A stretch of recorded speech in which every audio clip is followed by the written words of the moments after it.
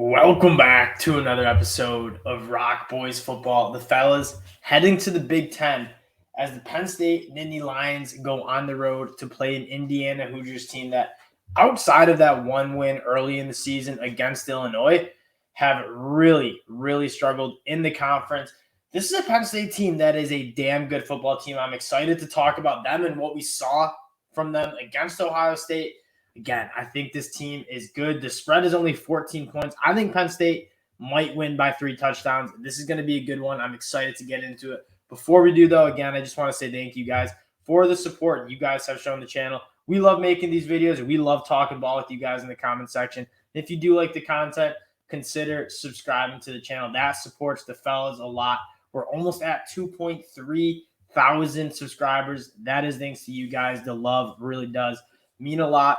Without further ado, let's get into it. In this game, when you're looking at previewing it, when you're looking at betting it, it really just depends on Penn State. If Penn State plays A-plus football, they're beating Indiana by well over 2 scores. I think you'll maybe see Drew Allar a decent amount in the second half. But let's talk about what we saw from this Penn State team last week against Ohio State. I watched the whole entire game, and you look at the stats from that game. Penn State outgains Ohio State, 482 yards to 452 yards. They had more first downs. They controlled the ball for longer. What was the story of that game? And it is a very hard to beat a team like Ohio State when you turn the ball over 4 times. You go -4. You don't force turnovers. So you go -4 in the turnover differential.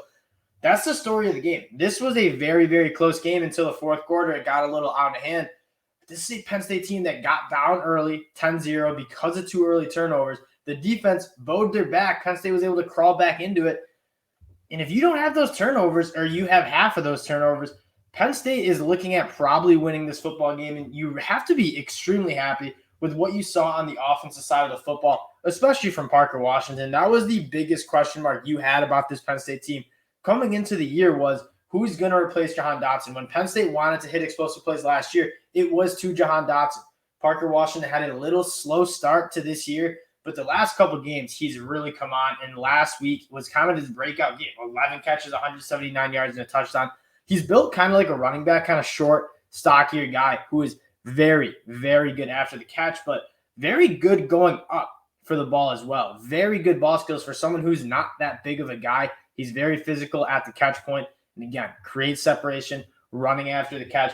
If they can unlock Parker Washington as a true wide receiver one, as truly one of the best Big Ten wide receivers, this offense to finish out the year is an offense you don't want to play, because they run the ball extremely well. They have a veteran guy in Sean Clifford who, yes, struggled at points, but he also made some very good throws. And that's probably, like, if you're Penn State, I'm kind of interested to gauge what Penn State fans think about Sean Clifford and his legacy at Penn State.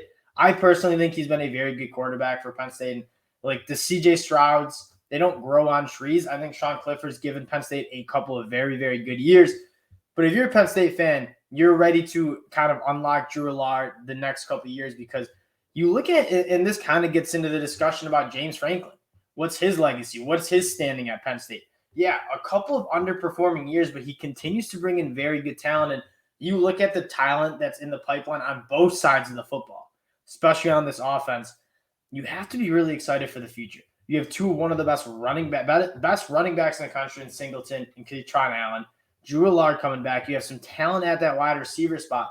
You look at Penn State in the forecast for the next 3-4 years, you have to be extremely excited. Again, James Franklin, in-game coaching, development, there's probably some question marks there. But in terms of bringing in talent, and that is kind of the name of the game, he's one of the best in the business, and this Penn State team continues to find themselves as a top 20, top 15 team because of the talent they bring in. Now, you're going to look at this Indiana game, getting into kind of the numbers. Penn State coming in as 14-point favorites. That number, to me, seems awfully small. Now, if you remember the last couple of years, Penn State's been off to hot starts, and then they finish very poorly. This is a very big narrative game. There's not a game on this schedule to finish out the year that I don't think Penn State will be favored in. The biggest one probably being Maryland or Michigan State to finish out the year. This is a team that probably can go 10-2 and probably make a New Year's Six Bowl, because that's how good this Penn State team is. You have 2 losses against 2 of the best teams in the country on the road at Michigan, and then a game where you were the better team for most of that game against Ohio State and just lost because you had 4 turnovers, a couple of them kind of freaky turnovers. Penn State team's good, and when you look about how they stack up against Indiana, my biggest concern for Indiana is I don't know how they move the ball. You look at what Indiana tries to do in offense. They run the ball extremely poorly. 2.7 yards per carry. Their leading rusher, Sean Shivers, only averaging 3.8 yards. They don't run the football very well. The reason they even score that many points, and you look at the amount of points they score is only 24.5. The only reason they score that many points is because they run at a very high pace. They get a lot of drives. They get a lot of plays in. But in terms of efficiency, they run the ball 2.7 yards per carry. Connor Bazelak only averaging 55% completion percentage. The biggest thing I see is turnovers. They want to let Connor Bazelak cook. He's thrown for over 2,000 yards. They use him a lot.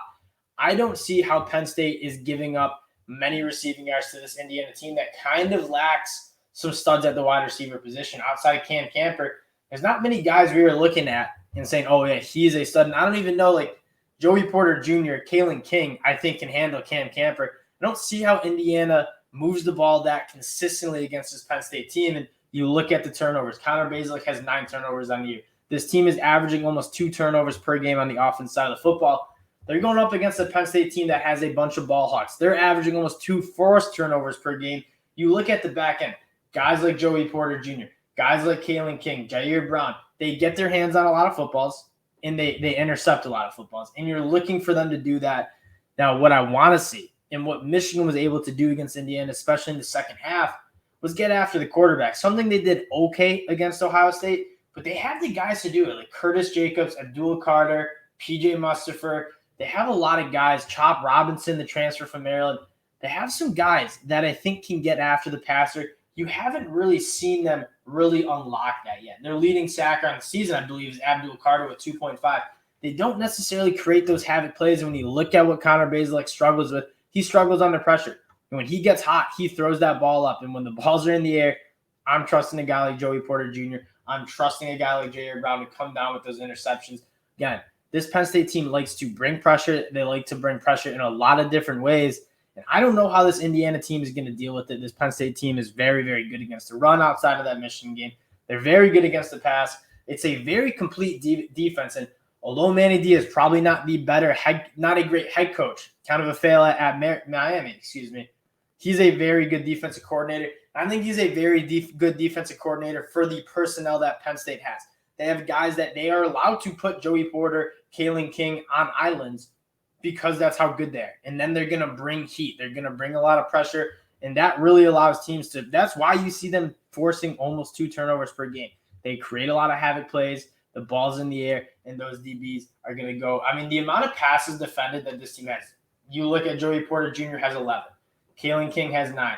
Jair Brown has 3 interceptions. Johnny Dixon has 6 passes defended and an interception. This team gets their hands on a lot of football. They force turnovers. Now the spread, 14 points. You're going to need points from Penn State. I don't really see Indiana scoring much more than 17. This Indiana team, they have an okay defense that's only allowing 3.6 yards per carry.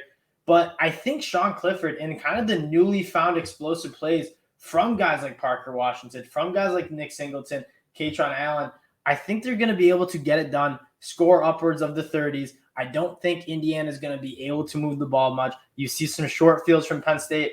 I think Penn State covers this, and I do think this is going to be a game that this isn't a they're not going to be sleeping for this game. I should say that. They've lost 2 out of their last 3. They've kind of, they're thinking about how poorly they finished in the last couple of years. James Franklin's going to have their guys ready to go, and I think you might see a dominant performance from Penn State, and they cover the 14 points. It's actually probably one of my better plays of this week, or more favorite plays this week. It's on ABC, 3:30. Penn State will be buzzing. This coming off maybe a win against Ohio State, you could see a hangover game. I don't think you'll see a hangover game after 2 tough losses. I think this Penn State team is going to come in ready to play. They're, in my opinion, a top 12 team in the country. You look at their only 2 losses are against 2 top 5 teams, and one they probably should have won against. This Penn State team is legit on both sides of the football. If Sean Clifford doesn't turn the ball over, I think Penn State can roll in this one. They're a much more talented team. They have the better offense. They have the better defense. I think you can book Penn State to win by 2 touchdowns. This one's going to be a good one. Penn State's one of my more favorite teams, not only for this year, but for the next couple of years, because this team and the amount of young talent they have is truly special. Wanted to keep it short for you guys. Again, appreciate you guys checking us out. If you do like the content, you like talking Big Ten ball, consider subscribing to the channel. We appreciate y'all, and we'll talk to y'all later. Peace.